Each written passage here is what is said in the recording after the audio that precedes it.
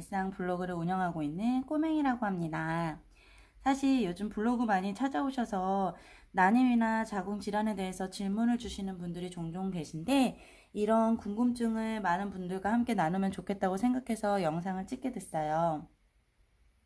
영상에 나오는 모든 내용은 전문적인 내용이 아니라 제가 겪은 극히 개인적인 의견인 것을 꼭 기억해 주시고 참고만 하시길 부탁드립니다. 제 영상들이 난임으로 고생하시는 많은 분들에게 조금이나마 도움이 되길 바래요. 부끄러움이 많아서 사진과 신랑을 닮은 라이언으로 화면을 채워볼게요. 오늘 첫 번째 영상은 가장 질문을 많이 주셨던 자궁 유착에 대해서 말씀드리려고 해요. 결혼해서 난임 판정받기까지의 영상은 앞으로 차차 올릴 테니까 참고해 주시고요.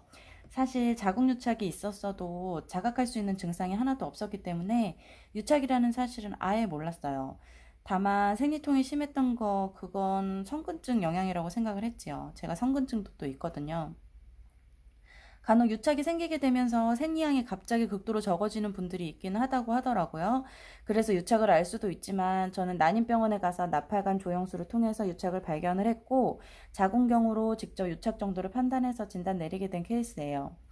저는 상봉에 있는 난임병원을 다니고 있는데 자궁경 수술 정도로 유착을 제거할 수 있는 정도가 아니라서 난임병원에서 진료 의뢰해준 한양대 병원으로 옮겨서 유착 수술을 진행을 했어요. 결론적으로 말씀을 드리면 제 개인적인 생각으로는 만약에 대기가 길다고 하더라도 아산이나 서울대 같은 큰 메이저 병원에서 수술하는 걸 추천해 드리고 싶어요.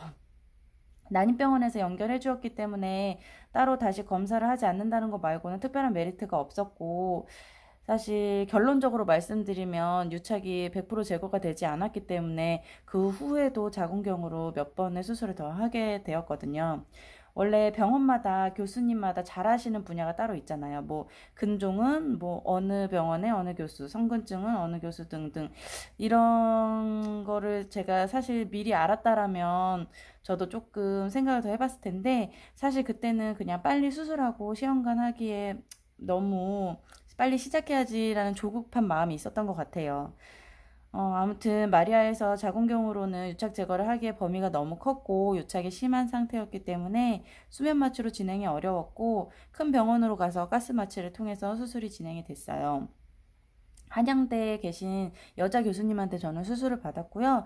수술 과정은 생각보다는 간단해요. 입원 수속하고 내일 수술에 대한 간단한 설명을 듣고 저녁 6시부터 금식하고 저녁에 자궁 부드럽게 해준다는 질정 하나를 넣고 왔는데 그 이후부터 생리통처럼 배가 살살 아팠어요.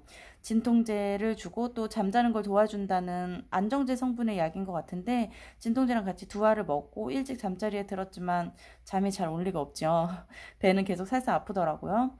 아침이 되고 수술 시간이 밀리고 밀려서 11시쯤 수술을 하기 위해서 수술 침대를 타고 침대로 이동을 수술실까지 했어요. 그래서 도착해서 수술 침대로 옮겨서 눕고 손발이 다 묶이고 온몸에 이런저런 선들을 연결하고 자동 혈압계까지 장착하고 호흡기를 통해서 까치 마취를 해요. 네, 가스마취 시작을 하면 마취합니다 이런 소리 듣자마자 의식이 약간 희미해지는데 전신마취는 확실히 순간에 확 가는 것 같은 느낌이 들더라고요. 아, 마취가 됐나 보다 하는데 순간 너무 아파서 마취해서 깼어요. 근데 벌써 수술은 끝났고 수술 끝났나 하는 생각에 눈을 떴을 때는 눈앞에 이제 바삐 간호사 선생님들 돌아다니고 있었는데 바로 회복실이었거든요. 근데 너무 아팠어요. 아직 몸에 부착된 기계는 그대로 있었고 극심한 고통으로 혈압은 떨어질 줄 모르고 계속 취소됐는데 혈압이 안 떨어지니까 주사를 놔줬어요. 근데 진짜 신음소리조차 낼 수 없을 정도로 너무 고통이 심하고 오한이 엄청 심했어요. 자궁에 대한 어떤 수술보다도 100배 더 아팠던 것 같아요. 사실 자궁유착 박리 수술에 대한 정보가 너무 없어서 이렇게까지 아픈 수술일 줄은 정말 상상도 못했거든요. 음, 생각지도 못한 통증이 심해지고 흔하게 뭐 TV에서 봤던 마약성 진통제 한 방에 5분을 가지 못했어요. 주사 한 방 맞으면 5분을 못 가고 5분 후에 또 한 방, 5분 후에 또 한 방, 5분 후에 또 한 방 계속 혈압이 안 떨어져서 마약성 진통제를 맞고 4대 맞고서야 조금씩 떨어졌어요. 이제 더 이상은 진통제를 놔줄 수 없다고 하더라고요. 4대 이상은.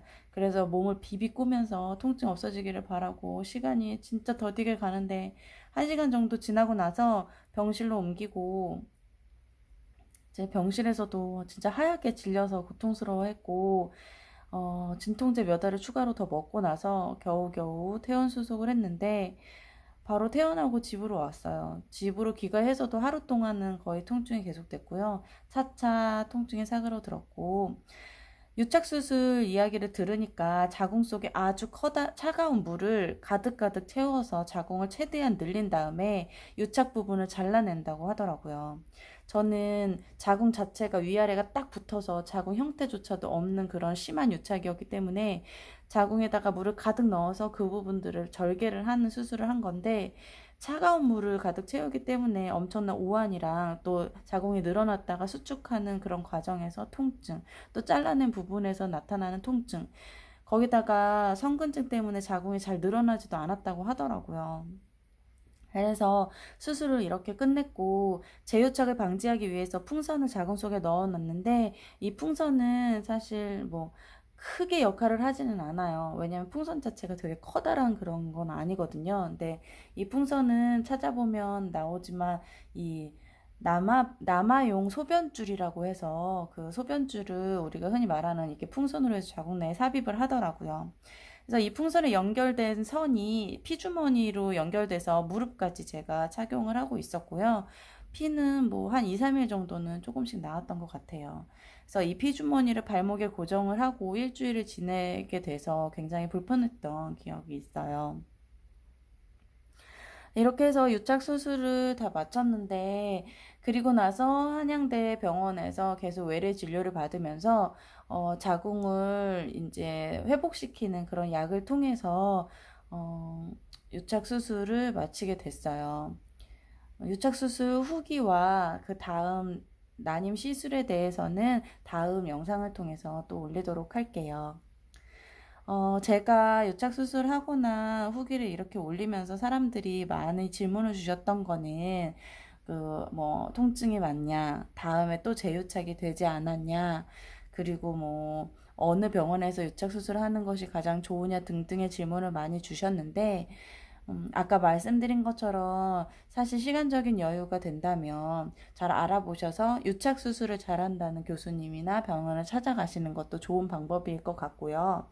사실 사람의 체질에 따라서 재유착되는 거는 많이 다르긴 하지만 저는 이 유착 수술 한 번만으로 유착이 다 제거되지도 않았을 뿐더러 그 후에도 뭐 몇 개월에 한 번씩 유착이 다시 재발을 하곤 했어요. 그럴 때마다 자궁경으로 유착을 제거하는 수술을 한 번씩 하긴 했는데 사실 생리를 한 번 할 때마다 유착이 재발되는 경우도 있고 저는 기계적으로 자꾸만 자궁을 건드려야 되는 일들이 있어서 재발이 된 경우도 많이 있는데 뭐 사실은 체질에 따라서 그렇긴 하지만 유착이 뭐 심하지 않다면 그냥 자궁경으로도 간단하게 제거할 수 있기 때문에 임신에 크게 영향을 받는다고는 생각하진 않아요. 그렇지만 자궁의 원인도 이제 난임 원인 중에 하나이기 때문에 자주자주 관리할 수 있는 거 있을 수 있을 때 관리를 하는 것도 많은 도움이 될 것 같아요. 이상 자궁 유착에 대해서 수술했던 내용을 말씀드렸습니다. 다음 영상에서 또 뵐게요.